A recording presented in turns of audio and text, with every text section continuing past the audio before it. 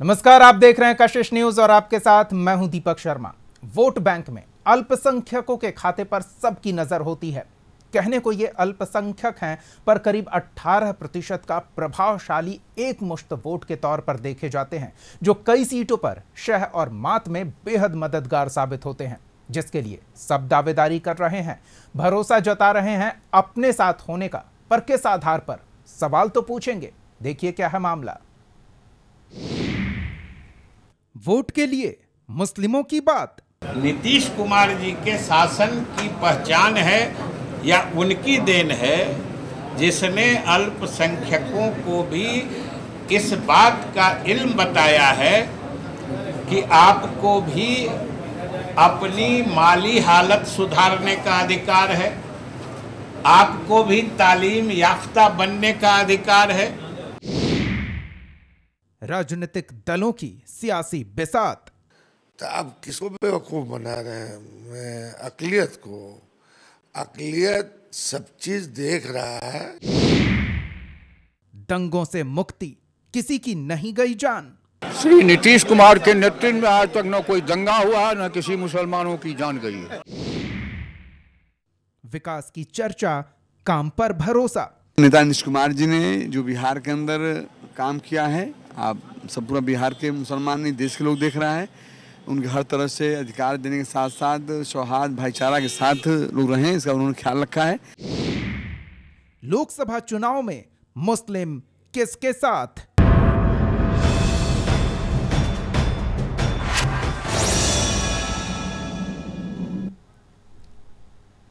तो दावेदारी तो सबकी है, लेकिन किस आधार पर? सवाल तो पूछेंगे। सवाल का जवाब देने के लिए हमारे साथ स्टूडियो में कुछ मेहमान मौजूद हैं, उनसे आपका परिचय करा दे। कांग्रेस की ओर से पार्टी का पक्ष रखने के लिए गोपाल कृष्ण जी हैं, जेडीयू की ओर से पार्टी का पक्ष रखेंगे धीरज कुशवाहा जी, और राजद की ओर से पार्टी का पक्ष रखने के लिए अरुण कुमार जी। आप तीनों का बहुत बहुत स्वागत है। सबसे पहले तो धीरज जी, क्योंकि इस चर्चा की चुनावी माहौल में शुरुआत आपके पार्टी के नेताओं ने कर दी है, कोई इस पर बात नहीं कर रहा था। अब तक पर्दे के पीछे तैयारियां चल रही थी और एकजुटता दिखाने की कोशिश, उन्हें अपने साथ लाने की कवायद हो रही थी। लेकिन क्या आवश्यकता पड़ी कि इस मुस्लिम वोट बैंक को, जो बिहार में करीब 18% है, कई सीटों पर काफ़ी प्रभावशाली है, उन्हें अपने साथ बताने की नौबत आ गई? देखिए दीपक जी, 2005 से पहले आरजेडी मुसलमान भाइयों को डरा कर वोट लेती रही है, लेकिन जब बिहार में माननीय मुख्यमंत्री श्री नीतीश कुमार जी के नेतृत्व में एनडीए की सरकार बनी, तब से मुसलमान भाई हम लोग के साथ है। चूँकि है क्या कि जो विकास हुआ है, चूँकि माननीय नीतीश कुमार जी ने काम किया है, अल्पसंख्यक भाइयों के लिए, उनके बच्चों के लिए शिक्षा हो या हॉस्पिटल की व्यवस्था हो, या अभी केंद्र सरकार में जो आयुष्मान कार्ड जो बना है, सभी तरह की तमाम विकास हमारे एनडीए में ही हुआ है। और माननीय नीतीश कुमार जी पर हमारे मुसलमान भाई लोग भरोसा करते हैं। आप देखे होंगे, अभी ईद आने वाला है, ईद में भी माननीय मुख्यमंत्री जी सबके यहाँ जाते हैं, सबसे भाईचारा का नाता रखे हैं। तो इस तमाम चीज़ें हैं। देखिए, आरजेडी वाले लोग जरूर दावा करते हैं कि AMY समीकरण की पार्टी है, लेकिन बीच में तेजस्वी प्रसाद यादव जी बोलने लगे थे कि अब A to Z की पार्टी है। लेकिन क्या चरित्र है, बिहार की जनता देख रही है, और विशेष रूप से मुसलमान भाई लोग भी देख रहे हैं। ये केवल दिखावा करते हैं, लेकिन ये लोग जब दुख में पड़ते हैं तो आंसू पोंछने का काम जदयू और एनडीए के साथी लोग करते हैं। और मुसलमान भाई लोग ने भी अब विचारधारा बदल दिया है, चूंकि जान रहे हैं कि जब तक हमारे बाल बच्चे पढ़ेंगे नहीं, तब तक आगे बढ़ेंगे नहीं। केवल जात धर्म पर राजनीति आरजेडी के लोग करते हैं। अब ये सब चीज़ों से दूर लोग निकल रहे हैं, और ये बात हम विश्वास दिलाना चाहते हैं कि माननीय नीतीश कुमार जी ने काम किया है, और काम ही हम लोग का मुद्दा रहेगा, और जनता के बीच में जाएंगे। विशेष रूप से मुसलमान भाइयों के लिए जो माननीय मुख्यमंत्री जी ने जो काम किया है, ये कहने की बात नहीं है। 2024 में गोपाल जी, कहना तो पड़ेगा ना, क्या क्या किया ये बताना तो होगा। बिल्कुल। चलिए अरुण जी के पास चलते हैं। अरुण जी, आरजेडी का तो माई समीकरण ही चर्चा का विषय रहा है कई चुनाव में, तो फिर किस आधार पर? अभी धीरज जी कह रहे हैं कि डराकर अपने साथ रखा करते थे। देखिए दीपक जी, माए ही नहीं बल्कि बाप की भी पार्टी है राष्ट्रीय जनता पार्टी, यानी माए बाप की पार्टी। एम से मुसलमान, वाई से यादव, बी से बहुजन, ए से आधी आबादी महिला अगरा और पी से पुअर गरीब, यानी ए टू जेड की बात हम करते हैं। और ये लोग भले किसी वर्ग विशेष की बात करते हैं, यह तो आप जानते हैं देश सबों का है, धर्मनिरपेक्ष देश है, लेकिन आज किस तरीके से नफरत फैलाया जा रहा है, विध्वंसकारी एजेंडे पर काम किया जा रहा है, और कौन काम कर रहा है, और ऐसे शक्तियों के खिलाफ कौन लड़ रहा है। अगर इस देश में अगर सबसे अधिक अकलियतों के लिए, गरीबों के लिए, दलितों के लिए, पिछड़ों के लिए, उनके हक हुकूक की लड़ाई लड़ने वाला किसी व्यक्ति का नाम है तो वह आदरणीय लालू प्रसाद यादव जी। उन्होंने कभी नहीं सांप्रदायिकता से समझौता किया, देश तोड़क पार्टियों से कभी नहीं समझौता किया, कभी उनके चरणों में नतमस्तक नहीं हुए। वहीं जदयू कई लोग, नीतीश जी नतमस्तक हो गए संघियों के चरणों में, उनके गोद में जाकर, जिन्होंने भाई भाई को लड़ाने का काम किया। और हम लोग देश की एकता अखंडता की बात करते हैं, सबको साथ लेकर चलने की बात करते हैं। किस तरह का माहौल बनाया गया पूरे देश में, और कहते हैं मुसलमानों की बात। सबसे अधिक अगर किसी ने उनके हक हकूक अधिकार की बात की, चाहे अक़लियत की बात कर लें, मुस्लिम की बात कर लें, गरीबों की बात कर लें, अंतिम पैदान में खड़े चाहे जिस वर्ग की बात कर लें, उसके लड़ाई हमारे आदरणीय नेता तेजस्वी जी लालू यादव जी लड़े हैं, मुखर होकर कोई समझौता नहीं करने का काम किया। चाहे सत्ता में भागीदारी की बात हो, चाहे टिकट देने की बात हो, चाहे हर क्षेत्र में। तो इसलिए राष्ट्रीय जनता दल को किसी को प्रमाण पत्र पेश करने की जरूरत नहीं है, हमें सर्टिफिकेट पेश करने की जरूरत नहीं है। सबों का चेहरा उजागर हो चुका है। सत्ता के लिए, कुर्सी के लिए तमाम लोगों ने समझौता करने का काम किया। सिर्फ और सिर्फ अगर कोई समझौता नहीं किया है तो उस व्यक्ति का नाम है आदरणीय लालू प्रसाद यादव जी, आदरणीय तेजस्वी यादव जी। चलिए हम आएंगे फिर से आपके पास, गोपाल जी के पास चलते हैं। गोपाल जी, एनडीए खेमे ने तो ये कह दिया कि कांग्रेस ने मुस्लिम लीग वाला मैनिफेस्टो लाया है। क्या इतना कहना ये दर्शाता है कि उस वोट बैंक पर जिसकी हम चर्चा कर रहे हैं, अल्पसंख्यक वोट बैंक पर कांग्रेस का प्रभुत्व रहा है, कांग्रेस के साथ वो अब भी हैं या आगे बने रहेंगे, किस आधार पर? दीपक जी, सबसे पहले मैं एक बात चैनल के माध्यम से बता देता हूं कि इस देश में 70 साल तक सिर्फ अल्पसंख्यक ही नहीं, बहुसंख्यक ही नहीं, अपूर्ति पूरे भारत के जनता एक साथ कांग्रेस के साथ खड़े रहे और पूरे 70 साल हमने शासन किया और हमने देश के लिए सेवा किया और जो हालत में हमारा देश था उसे कहीं आगे ले गए। अब किसी पार्टी को अगर चुनाव के वक्त ये बोलने की नौबत आ रही है कि हम उनके अपने हैं, तो आप ये समझ लीजिए कि ढोंग और प्रपंच का पहला उदाहरण। हम क्यों बोलेंगे? हमने करके दिया। हमारे मौलाना अब्दुल कलाम हमारे शिक्षा मंत्री थे, मजहरुल हक के नाम पर कई संस्थानें चल रही है और हमने क्या नहीं करके दिया। लेकिन अभी मौजूदा 10 सालों में जिस तरह से कुछ पार्टियां, सरकारी पार्टियां ये चाहती है कि इनको परेशान रखा जाए, पाकिस्तान जाने की धमकी देना, कई जगहों पर मॉब लिंचिंग करना, कई जगहों पर थाने के लॉकअप में मारा जाना और इस तरह की दुर्भाविक घटना, और उसके बाद हर पर्व पर एक विवाद को खड़ा करवाना, इस तरह की घटना से वो अल्पसंख्यक भाई लोग आहत हैं। आज ये एआईएम के चीफ यहाँ के बिहार में चुनाव लड़ लेते हैं, क्या योगदान है उनका बिहार के अल्पसंख्यक भाइयों के लिए? ऐसे ही एक एजेंट बनकर, एक पार्टी के एजेंट बनकर वो आ जाते हैं और कुछ वोट काटने की कोशिश करते हैं, जबकि उनका बिहार से कोई लेना देना नहीं है।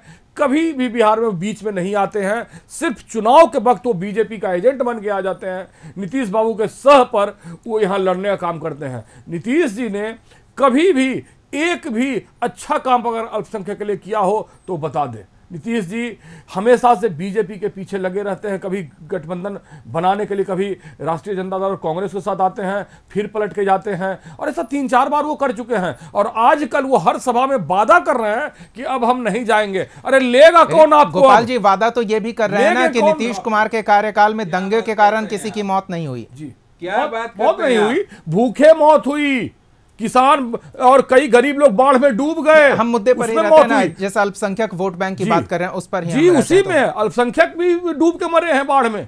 सिर्फ दंगे से मौत नहीं होती है।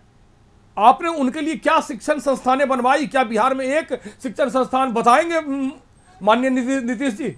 कुछ नहीं, सिर्फ समीकरण बैठाते रहो। इस पे चले जाएंगे तो उतना लोकसभा मिल जाएगा, अब वापस आ गए तो इतना लोकसभा मिल जाएगा। अरे आप मुख्यमंत्री हैं कि आप मजाक बना रहे हैं इस राज्य का?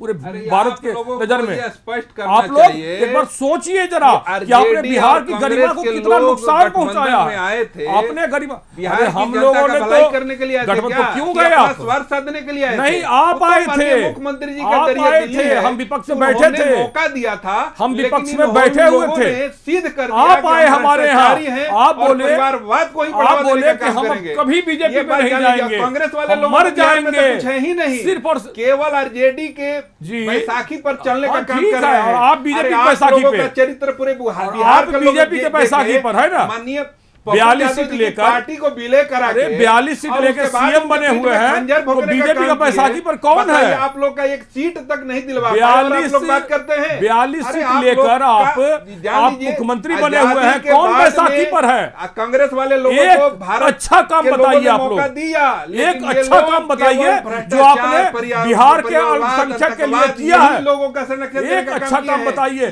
चलिए हम धीरज जी से इसका सवाल का जवाब लेंगे। गोपाल जी बिल्कुल जवाब लेंगे कि क्या क्या किया है, लेकिन उससे पहले आपको भी यह बताना होगा ना कि किसी समुदाय विशेष के लिए ही कोई काम क्यों किया जाए, सर्व समाज के लिए कोई काम फोकस करके क्यों नहीं किया जाए? क्यों बोलेंगे हम इस बात को? चुनाव के लिए हम क्यों बोलेंगे? चुनाव के वक्त अभी नीतीश जी को याद आ रही है, अगर बिजली दिया है 2 महीना पहले क्यों नहीं बोले? भी जाएगा, 6 महीना पहले क्यों नहीं घर में भी जाएगा। 6 महीना पहले क्यों नहीं बनाया गया है उसमें मुसलमान के भी अरे बिजली पहले से था भाई, बिजली पहले से था, आप नहीं दिए हैं बिजली। 2005 से बिजली का ट्रेन पहले से था, पोलो सब कुछ था, कपड़ा टंगा जाता था, कपड़े था, सुखाए जाते थे। वो आपके कहने से नहीं होगा। मैं पटना में जन्म लिया हूँ, कुछ नहीं है, सब कुछ बिहार था। के विश्वकर्मा है माननीय नीतीश कुमार जी। विश्वकर्मा क्या रहेंगे?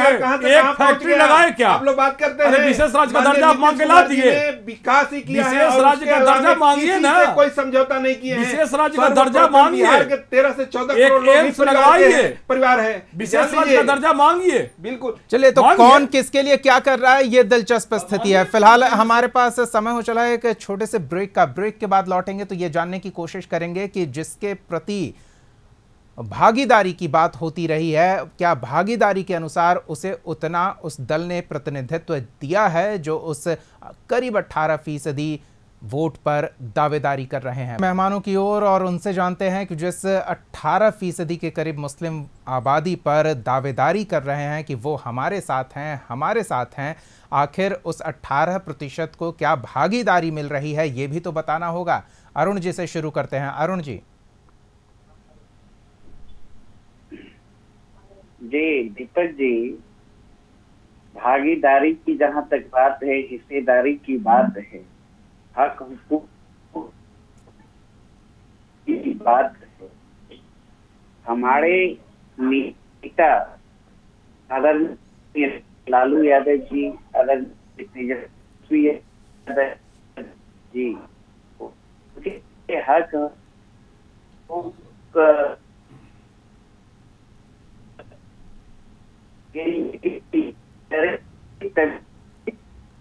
हमारे साथ। अरुण जी माफी चाहेंगे, कुछ समस्या आ रही है, आपकी आवाज स्पष्ट नहीं आ रही। हम दोबारा आपसे जुड़ते हैं, तब तक हम अन्य मेहमानों के पास चलते हैं। गोपाल जी, जिस पर दावेदारी है उसकी भागीदारी भी तो बतानी होगी। बिल्कुल भागीदारी बतानी होगी।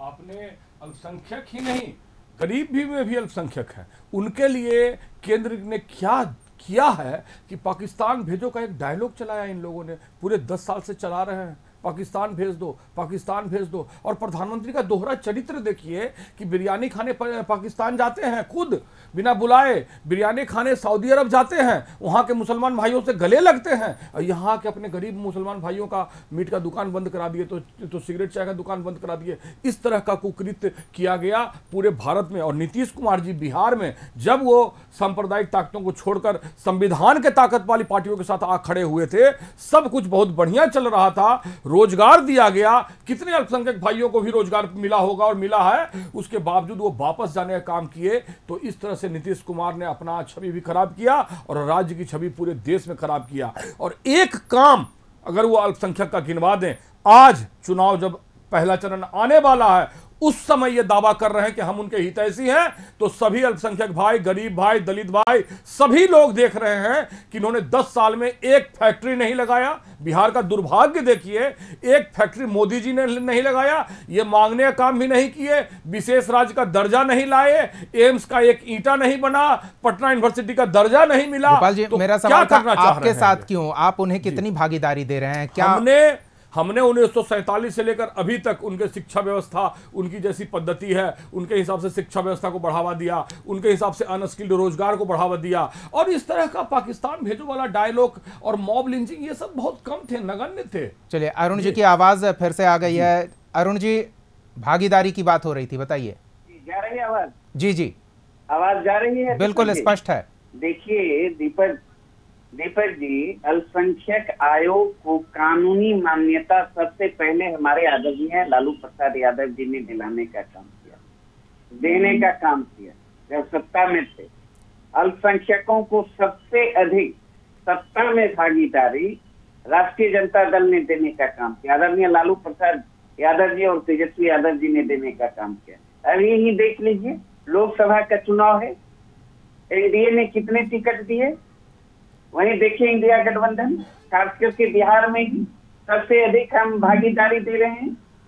और जब हमारी सरकार थी, आदरणीय लालू प्रसाद यादव जी ने सबसे पहले अल्पसंख्यकों के उत्थान के लिए 15 सूत्री कार्यक्रम चलाने का काम किया।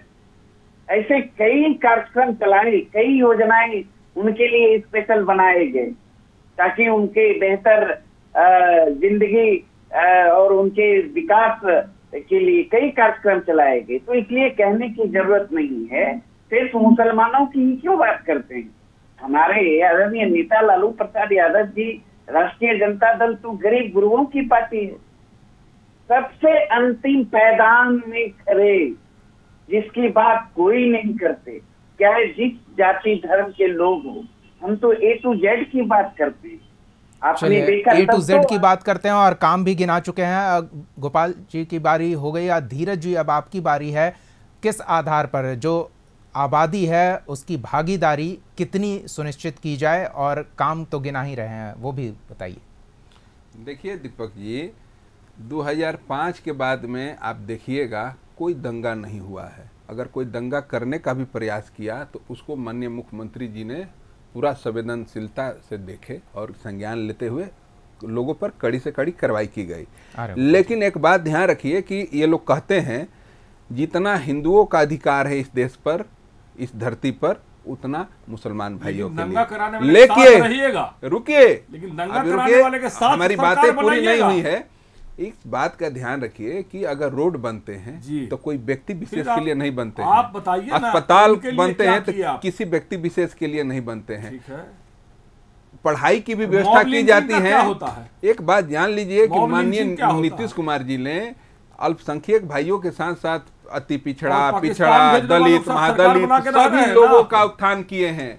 ये लोग केवल गरीबों को अमीर करते करते, सपना दिखाते दिखाते इतना धन अर्जित कर लिए कि भारत की तमाम एजेंसियां इन सब पार्टियों के पीछे लगी हुई है। तो काम ये लोग जब आप अपनी ये सब तो ठीक है, लेकिन उन्हें क्या भागीदारी दे रहे हैं? देखिए, सब है, सब कुछ है, ये कहने वाली बातें हैं, ये कांग्रेस वाले लोग स्पष्ट करें ना।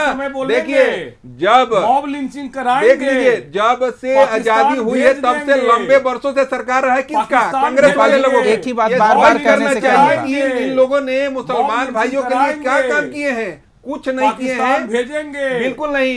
अरे भारत में तो कानून बने हैं कि जो हमारे उनको बाहर लोग हैं गोपाल जी ऐसे नहीं, आप गोपाल जी ये ठीक नहीं, एक आदमी को उनको आतंकवादी कहेंगे, बिल्कुल नहीं। देखिए सभी जात धर्म में गलत लोग हैं, इस बात से इनकार नहीं किया जा सकता, लेकिन किसी एक खास वर्ग को आप टारगेट करिएगा और वोटों के लिए, उसके लिए आप सरकार में वर्ग भी समझ रहा है कि केवल चुनाव के समय आरजेडी और कांग्रेस के लोग को मुसलमान याद आता है, और कुछ नहीं। सरकार में है तो सरकार सरकार में है, सबके लिए बोलिए कितना मॉब लिंचिंग हुआ, अरे ये कितने को सजा दी आप बताइए ना, आप बताइए ना, आप बताइए। हम तो कहते हैं कि मणिपुर में, मणिपुर में हम बिहार की बात कर रहे हैं, बिहार में मॉब लिंचिंग का मामला नहीं है। बिहार में सरकार है, माननीय नीतीश कुमार जी की बिहार में सरकार है, हम बिहार की बात करेंगे। पाकिस्तान कौन भेजता है? आप बताइए कौन भेज रहा है? गोपाल जी कौन भेज रहा है ये बताइए। गिरिराज सिंह बोलते रहते हैं आए गए दिन कि सबको पाकिस्तान भेज देंगे, सबको मॉब लिंचिंग हो जाएगा, तो आप उनके साथ सरकार क्यों बनाए हैं? देखिए इसलिए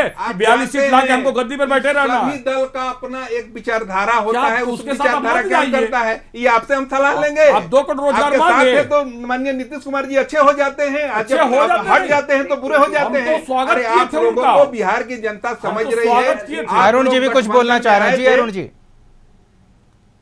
देखिए दीपक जी, सबसे सांप्रदायिक मामले अगर देखेंगे, रिकॉर्ड है देखने की चीज है, वो एनडीए की सरकार में हुआ है। बिल्कुल प्रदेश से लेकर राष्ट्रीय स्तर पर किसी भी कोने में, अभी हमारे साथी बोल रहे थे, किसी तरह का दंगा नहीं, फसाद नहीं। ऐसा कौन सा त्योहार है कि जिस त्योहार में दरभंगा में आपने बिहार शरीफ में देखा, सासाराम में देखा, कई ऐसे दर्जनों ऐसे हर साल सांप्रदायिक उन्माद ये लोग फैलाने का काम करते हैं, जिनके साथ में ये गलबैया करके बैठे हुए हैं। देखिए ना, रिकॉर्ड है। तो ये सरकार तो निश्चित रूप से संघियों के चरणों में जाके नतमस्तक हो चुका है। आदरणीय नीतीश जी का देखे नहीं मंच पे साष्टांग हो गए। क्या बोलिए, कितनी बार बदलिए माननीय मुख्यमंत्री जी के बारे में क्या 42 सीट पर आप छिपा है, 42 सीट पर आप लेकर, फिर क्या बात करते हैं? 42 सीट पर लेकर बैसाखी पर चल रहे हैं ना आप। बैसाखी पर तो बीजेपी के बैसाखी पर कौन है? बैसाखी पर बिहार जो में कह देंगे, लोग हैं, जो मोदी जी कह देंगे वो मानिए, जो मोदी जी कह देंगे वो मानिए। क्या बात करते हैं, क्या बात करते हैं? आप लाइए बिहार का स्पेशल स्टेटस मांगिए बिहार के लिए, अभी एम्स मांग के देख लीजिए आप। क्या आप गुलामी कर रहे हैं आप लोग? आपको लगता है गोपाल जी आप कितनी भागीदारी दे रहे हैं? आपकी पार्टी कितनी भागीदारी पूरे समस्त भारत के सभी जनों का है, जिसमें ऑब्वियसली कि अल्पसंख्यक पर ध्यान दिया जाएगा। और अल्पसंख्यक सिर्फ मुसलमान भाई ही नहीं, ऐसे कई गरीब तबके जो शिक्षा के मूलभूत अधिकार से वंचित हैं, उन सभी को ध्यान में रखने का काम किया गया। कांग्रेस ने मनरेगा चलाया, हजारों धीरज जी 17 में से सिर्फ एक, क्या ये प्रतिशत पर्याप्त है? धीरज जी 17 कैंडिडेट में से सिर्फ एक कैंडिडेट मुस्लिम, क्या ये पर्याप्त है उनका भरोसा जीतने के लिए कि जेडीयू के साथ पर्याप्त भरोसा रहेगा? टिकट देने पर पूरे शीर्ष नेतृत्व के लोग चर्चा करते हैं, जो सहमति होती है वो दिया जाता है। इस बात से आप ना जाइए। कुछ तो हमारे जानते हैं कि हमारे जदयू का आधार कुछ और है। आप कुशवाहा कुर्मी समाज को ले लीजिए, मुख्य रूप से अति पिछड़ा।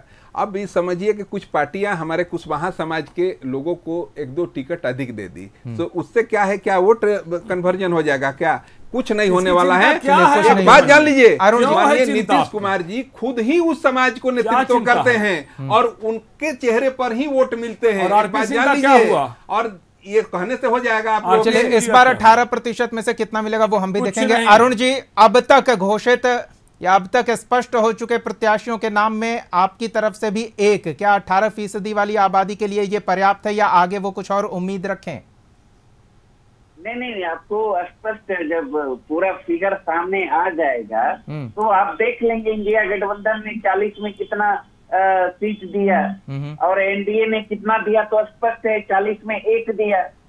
देखिए इसीलिए तो बराबर हम जाति आधारित गणना की बात करते हैं, जाति गणना की बात करते हैं और उसमें कहते हैं जिसकी जितनी आबादी उसकी उतनी हिस्सेदारी। चलिए, तो लेकिन जिसकी अपने आप जितनी लोग ना लीजिए, आबादी उसकी उतनी हिस्सेदारी। 2014 में 4 सीटों पे आरजेडी सिमट गई थी, झूठ 2019 में 0, और झूठ ध्यान दीजिए बोलना। कि 2024 में पूरा सुपड़ा साफ होने चलिए वाला है। देखेंगे किसका सुपड़ा साफ होता है 2024 में, और ये अल्पसंख्यक वोट बैंक किसके साथ होता है इस पर नजर रहेगी, क्योंकि चुनाव परिणाम में सब स्पष्ट हो जाएगा।